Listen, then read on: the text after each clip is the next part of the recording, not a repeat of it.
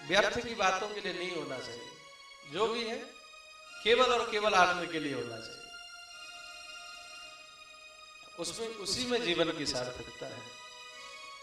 आज गए संत के मन में यही था कि देखो शायद ब्राह्मण को आज पश्चाताप हुआ। जैसे नजदीक में गए, ब्राह्मण ने देखा, ब्राह्मण से पूछा यति ने,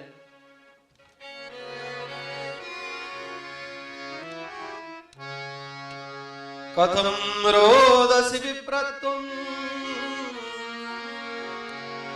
काते चिंता बलियसि वदत्वं सत्वरं मह्यं स्वस्य दुःखस्य कारणम्। यति ने कहा, ब्राह्मण क्यों रो रहे हो? काते चिंता बलियसी, क्या चिंता ऐसी तुम्हारे दिमाग में है जो रो रहे हो? बदत्तुम, बोलो, सत्य सत्य बोलो, स्वस्य दुःखस्य कारणम, तुम्हारे रोने का कारण बताओ, दुखी क्यों हो? तब ब्राह्मण देवता ने प्रणाम किया और कहने लगे, क्योंकि ज्ञानी थे, आत्मदेव जानते थे कि मुझे कोई दुखी करने वाला नहीं हो सकता, कोई मुझे सुखी करने वाला नहीं हो सकता, इस बात को जानते थे। ज्ञान था, पर ज्ञान में भी जो धूल जम गया था। ज्ञान होते हुए भी कभी कभी होता नहीं है फावड़ा, क्या बोलते हैं उसको जो खोद देते हैं, जमीन खोदते हैं, फावड़ा बोलते हैं। उससे बढ़िया खुदाई करते रहो, खेत की गुड़ाई करते रहो, है ना, तो बढ़िया चिकना होता है, बिल्कुल स्टील की तरह चमकता है। और उसको लाकर घर में रख दो, उसमें जंग लग जाता है, लगता है कि नहीं? तो मानो आज आत्मदेव के ज्ञान में भी थोड़ा सा जंग लगा हुआ है। जानते हुए भी अनजान है, नादान है, दुखी है। किम ब्रह्मी में ऋषि दुखम पूर्व पापेन संजितम। क्या बताऊं महाराज मैं अपने दुख का कारण, मेरे पूर्व जन्म के प्रारब्ध ही आज दुख बन के पैदा हुई। ज्ञानी नहीं होते तो ये बात थोड़ी आती। ज्ञानी नहीं होते तो फिर कहते, औरों को दोष देते हो, फलाने ने ऐसा कह दिया मुझे। नहीं, मेरे घर में संतान नहीं है, मैं गृहस्थ आश्रम में हूँ, गृहस्थ आश्रम में आने के उपरांत कोई संतान ना हो तो ऐसा क्या गृहस्थ आश्रम। हे संत भगवान, आप ऐसी कृपा करो कि मेरे घर में संतान हो जाए।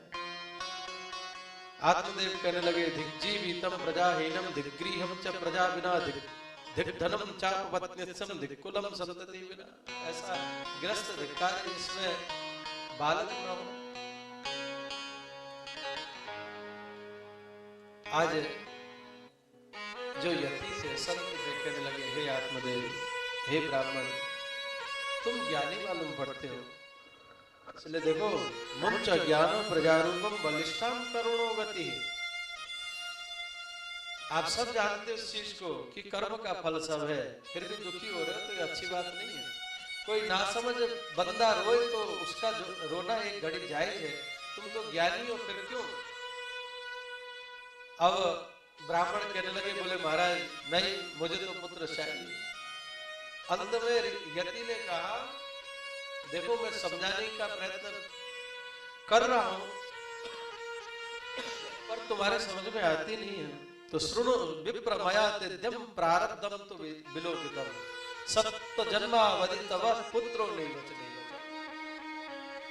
हे ब्राह्मण, तुम्हारे एक जन्म की नहीं, मैंने 7 जन्मों की बात मैंने देख ली। तुम्हारे यहाँ 7 जन्मों तक कोई बालक है ही नहीं। सप्त जन्मावधि तव पुत्रो नहीं बचा। इस जन्म की बात आप करते हो, 7 जन्मों तक तुम्हारे घर में कोई संतान नहीं। अब तो आत्मदेव ने चरण पकड़ लिए संत के, बोले महाराज आप कोई साधारण नहीं हो, आप 7 जन्म की देखने वाले, बताने वाले, आप साधारण नहीं हो।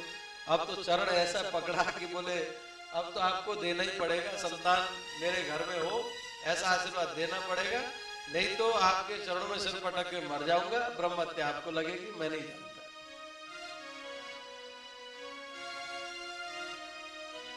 संत को देना पड़ा फल। संत ने एक फल दिया, जाओ आत्मदेव ये अपनी पत्नी को खिला देना, भगवान ने चाहे तो तुम्हारे घर में पुत्र होगा और तुम्हारा उद्धार करेगा।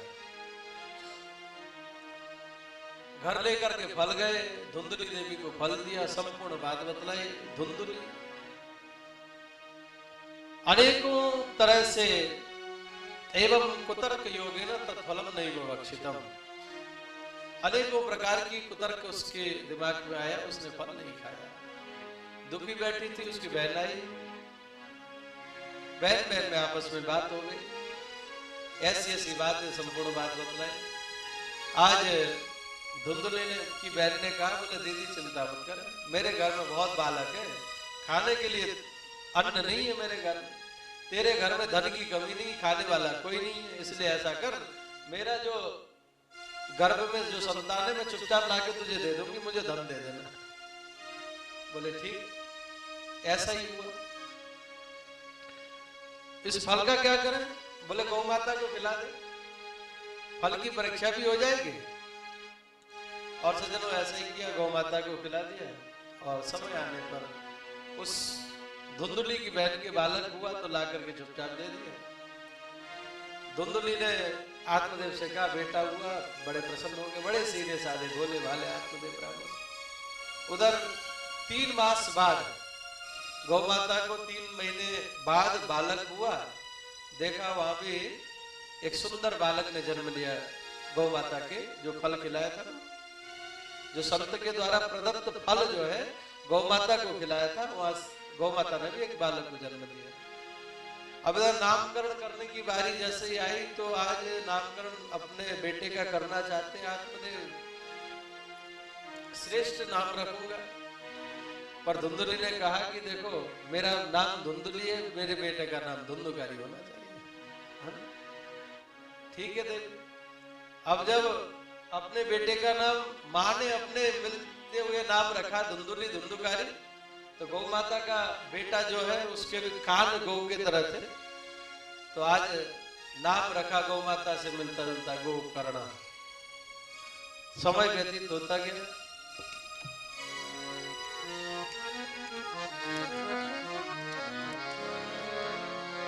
गोकर्ण पंडितो ज्ञानी धुंधुकारी महखल स्नान शोच क्रियाहीन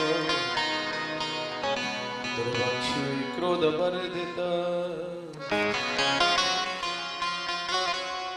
कियत काले न तो जातो तरणो तनया भुवो। समय आने पर दोनों बालक बढ़ते गए और होनहार वीरवन के लखन चीखने पाते। होनहार बालक बचपन में दिख जाता है, कुछ न कुछ गुण दिख जाते हैं, तो ये गुण दिखने लगे। गोकर्ण जी तो बड़े अच्छे ज्ञानी हुए और धुंधुकारी महाखल हो गए। सज्जनों ऐसा खल हुआ, ऐसा दुष्ट हुआ कि आत्मदेव रुदन करने लगे। एक दिन देखा गोकर्ण ने आत्मदेव जी अपने पिताजी को, पिताजी कहते थे आत्मदेव गोकर्ण जी महाराज, पिताजी आप रुदन कर ले।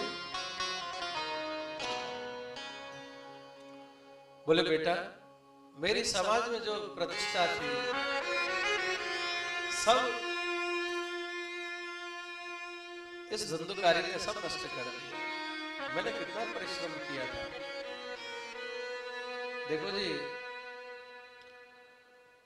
मान बनाने में बड़ा टाइम लगता है ना, सम्मान पाने में बहुत टाइम लगता है, और धूमिल होने में एक क्षण नहीं लगता है। कितना परिश्रम किया मैंने, जीवन भर परिश्रम किया। उस परिश्रम का फल था कि लोग मुझे जानते थे, सब कुछ था, पर आज सब यश धूमिल हो गया। लोग सब चारों तरफ कहते हैं, बोले देखो पंडित का बेटा ऐसा पुत्र होने से तो न होता अच्छा था। ध्यान देने वाली बात है सज्जनों। पहले रो रहे थे पुत्र नहीं है इसलिए, है ना, आज रो रहे हैं इसलिए, बोले ऐसा पुत्र क्यों हुआ। पहले पुत्र के लिए रो रहे थे, आज पुत्र की वजह से रो रहे हैं। ध्यान दीजिएगा, एक बड़ी अच्छी बात जो मुझे अच्छी लगती है, कहता हुआ आगे बढ़ूंगा।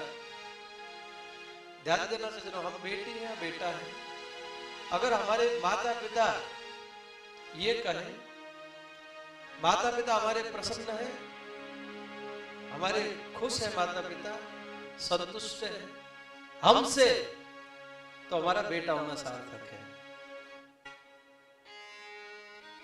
और मान लो माता पिता ही अगर दुखी हैं और उनके मन में ये आता है कि अरे ऐसे बच्चे तो होते ना तो अच्छा है, तो हमारा जीवन धिक्कार है।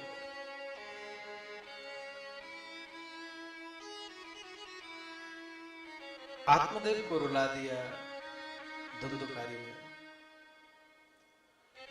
परेशान थे, बड़े दुखी थे। उसी समय गोकर्ण जी महाराज आए। गोकर्ण जी महाराज ने दिव्य उपदेश दिया अपने पिताश्री को।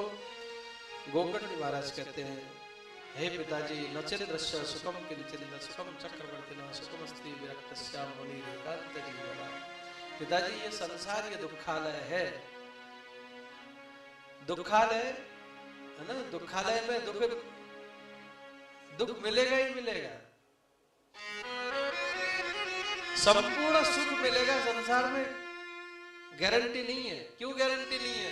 क्योंकि ये संसार को दुखालय बोला गया।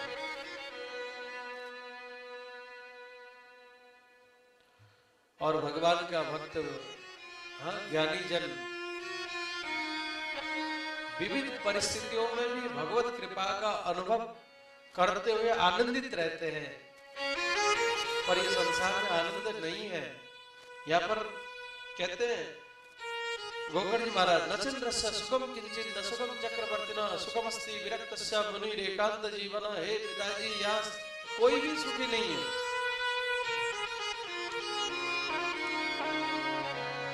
धनहीन कहे धनवान सुखी, वान कहे सुख राजा तुम्हारे, राजा कहे राज सुखी मान, राज